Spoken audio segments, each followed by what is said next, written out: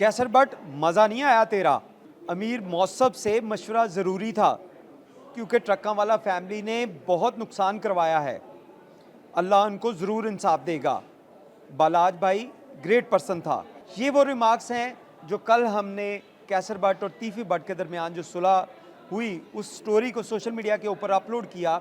तो बहुत से लोगों ने अपने तासुरात कमेंट सेक्शन में दिए और हर एक का हक है कि वो अपना जो है इजहार है वो खुल कर सकता है। बहुत से लोगों ने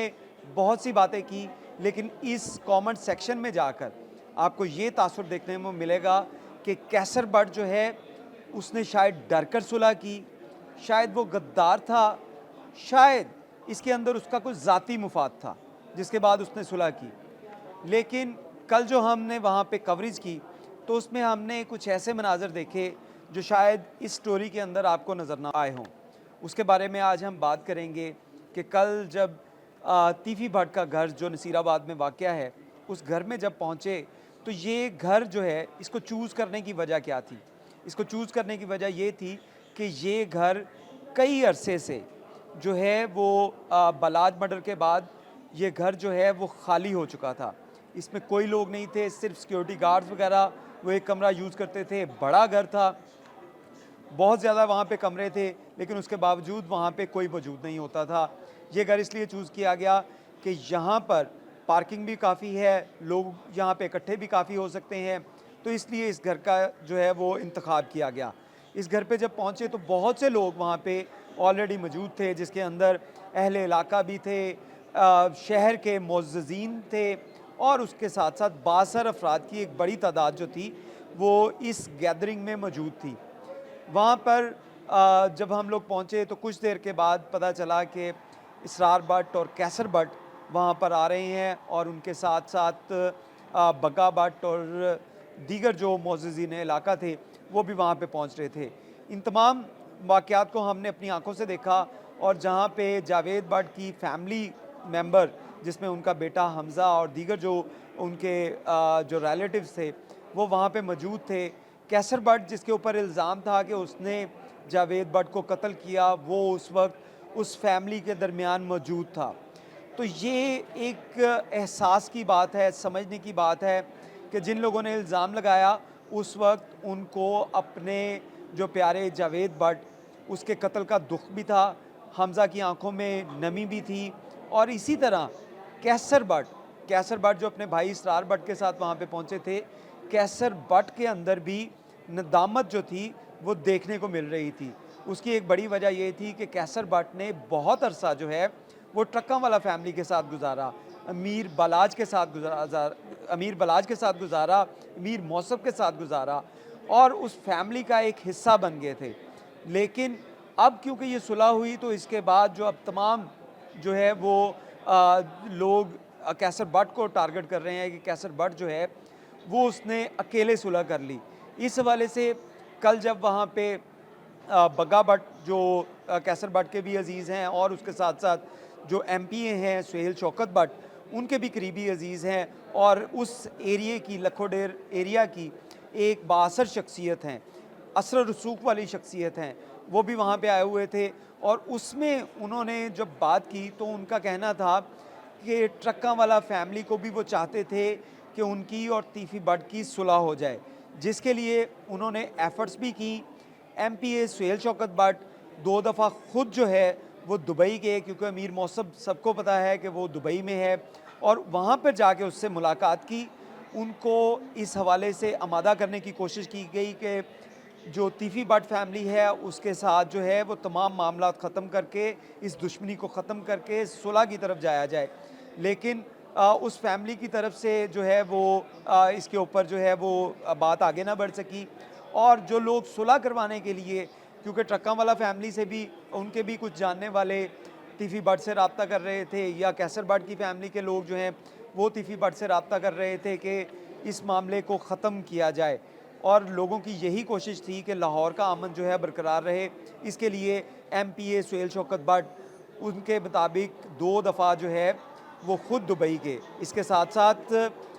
कैसर भट्ट जो है उसने भी कोशिश की अमीर मौसम को मनाने के लिए कि सुलह कर ली जाए और उसके साथ साथ इसरार भट्ट जो कैसर भट्ट के बड़े भाई हैं, उनकी जानिब से भी ये कोशिश की दुबई जाकर कि इस मामले को वाइंड अप किया जाए, लेकिन ये मामला वाइंड अप ना हो सका। जब ये मामला वाइंड अप ना हुआ तो उसके बाद बग्गे भट्ट ने ये बताया कि जब उन्होंने देखा कि ट्रकों वाला फैमिली जो है वो सुलह की तरफ आमादा नहीं हो रही, तो उसके बाद उन्होंने कहा कि हमने इनसे रास्ते जुदा कर लिए और फिर जो है इसलिए सुलह की। तो इसमें ये पहलू रखना कि कैसर भट्ट ने शायद अकेले ने सुलह कर ली,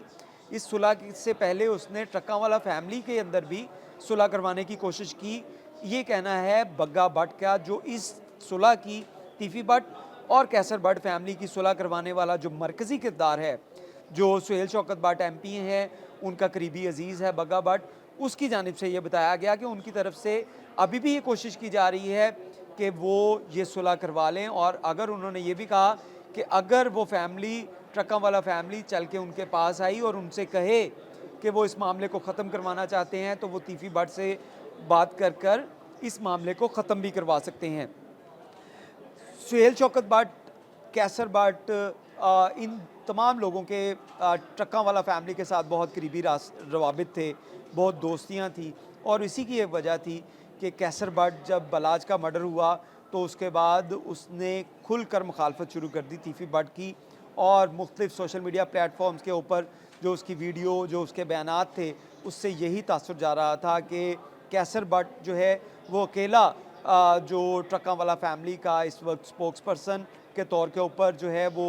सामने आ रहा है और वही सारी चीज़ें जो है वो कर रहा है, जिसकी वजह से इनकी मुखालफत जो थी वो भी बढ़ती जा रही थी। लेकिन जब अहले इलाका पड़े, मोअज़्ज़िज़ीन इलाका पड़े, उन्होंने इस मामले को रफ़ा दफ़ा करवाया और नदामत जो कैसर भट्ट के चेहरे के ऊपर नज़र आई उस वक्त, उसकी एक बड़ी वजह शायद ये भी था कि क्योंकि उसने जिस किस्म के बयानात दिए थे कैसर भट्ट की जानिब से सोशल मीडिया के ऊपर, वो बयानात अब उसको वापस लेने पड़ रहे थे। और जब उसने तीफी भट्ट से बात की तो उसने यही कहा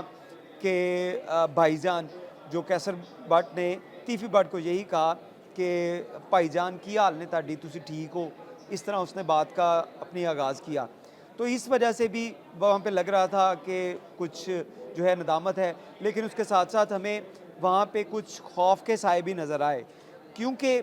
इस माहौल के अंदर जब सुलह हो रही थी, बहुत से लोग ऐसे थे कि जिनको लगता था कि शायद यहाँ पे कुछ बुरा हो सकता है, क्योंकि अगर जो प्रीवियस हिस्ट्री देखी जाए, लाहौर में बहुत से ऐसे वाक़यात रूनुमा हुए जिसमें सुलह के लिए लोग पहुँचे और उसके बाद वहाँ पे गोली चल गई। थाने के अंदर वाक़यात हुए जिसमें सुलह के लिए लोग बैठे, पंचायत के लिए लोग बैठे, तो उसमें गोली चल गई, लोगों के जानी नुकसान हुए। तो ऐसी सूरत हाल यहाँ पे पैदा ना होती, इसलिए हमें खौफ के बादल वहाँ पे भी नज़र आए। फिर उसके साथ साथ क्योंकि ये वाक़यात जब जो हो गया, सुलह हो गई, क्योंकि इसके लिए काफ़ी अरसे से एफ़र्ट्स की जा रही थी, कल जो है वो सुलह हो गई। लेकिन इसके साथ जब हमने पुलिस से आज रब्ता किया, पुलिस से इस हवाले से, केस के हवाले से पूछा कि जावेद भट्ट मर्डर केस के अंदर अमीर मौसम जो अमीर फ़तेह हैं वो और कैसर भट्ट नामज़द मुल्ज़म है। पुलिस की तफ्तीश में क्या जावेद भट्ट फैमिली की तरफ से अभी तक कोई ऐसा बयान दिया गया, कोई ऐसा बयान कलमबंद करवाया गया जिसके अंदर कहा गया हो कि कैसर भट्ट जो है उसका इस वाक़े में जो है कोई मुलविस नहीं है, उसकी कोई जो है वो अमल दरामद नहीं है उसका, तो उसको मुकदमे से खारिज कर दिया जाए। तो पुलिस की तरफ से स्ट्रेट जवाब था कि ऐसा अभी तक उनके पास कोई रिटन स्टेटमेंट या वर्बली स्टेटमेंट नहीं आया जावेद भट्ट की फैमिली की जानिब से। यानी कि पुलिस के अंदर केस एज इट इज़ जो है ट्रीट हो रहा है, जैसा पहले दिन जावेद भट्ट का मर्डर हुआ था, पुलिस ने उसके ऊपर वर्किंग की थी, आज भी उसके ऊपर वैसे ही वर्किंग जारी है। दूसरी जानिब सुलह की अगर बात की जाए तो जावेद भट्ट या ट्रकों वाला फैमिली कोई वाहिद फैमिली नहीं है लाहौर की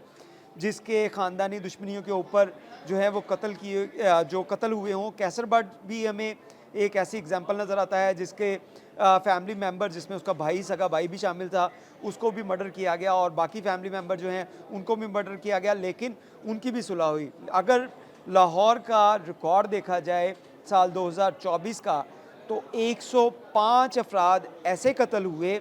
जो दरीना दुश्मनी, ख़ानदानी दुश्मनी उसकी भेंट चढ़े। उसको शायद इस वजह से हाईलाइट जो है वो सोशल मीडिया पे या मीडिया के ऊपर नहीं हो सका, क्योंकि वो वाक़यात जो हैं वो ऐसे हाई प्रोफाइल लोगों के नहीं थे, लेकिन ख़ानदानी दुश्मनियाँ दरीना दुश्मनियाँ या छोटे मोटे मामलात के ऊपर जो दुश्मनियाँ पैदा होती हैं, उसके बाद ये कत्ल की वारदातें हुई और इसी वजह से पुलिस की जानिब से ऐसे वाक़यात की रोकथाम के लिए एक नया सेल जो है वायलेंस जो है वो वायलेंस प्रोटेक्शन सेल जो है उसका क़याम अमल में लाया गया। लेकिन इसके साथ साथ लाहौर में 105 फैमिलीज़ ऐसे हैं जिनके साल 2024 में जो अफराद को दरीना दुश्मनियों ख़ानदानी दुश्मनियों पे कत्ल कर दिया गया। कल कैसर बट की तरफ से एक बात की गई कि जितनी भी कत्ल हो जाएं या दुश्मनियां बढ़ जाएं, एट द एंड सुलह होती है। तो इसमें कानून के अंदर जो है वो कानून की हमारी जो है वो उसकी हैसियत भी नज़र आती है कि लोगों को पुलिस सिस्टम, अदालतों या दीगर जो जुडिशल सिस्टम है पूरा, जिसमें प्रोसिक्यूशन, जुडिशरी और इन्वेस्टिगेशन, ये तमाम चीज़ें जुज़ मिलकर जुडिशल सिस्टम बनता है, उसके अंदर जो है वो ऐसे सुकम मौजूद हैं कि वो मुल्ज़मान को भी फ़ायदा पहुँचता है और जो मुद्दई हैं, जिन लोगों के प्यारे कत्ल हो जाते हैं, वो सालों उनके केसेस जो हैं वो अदालतों में चलते हैं या थानों के अंदर उनके केसेस का फ़ैसला ही नहीं होता। तो इसमें जहाँ पे इस केस के हवाले से हमने आपको बताया, वहीं पे कानून के अंदर जो सुकम मौजूद हैं उसके हवाले से भी बताया कि इसकी वजह से भी बहुत से वाक़यात जो हैं वो बढ़ते हैं, पेचीदा होते हैं और दुश्मनियों में इजाफ़ा होता है। बहुत शुक्रिया।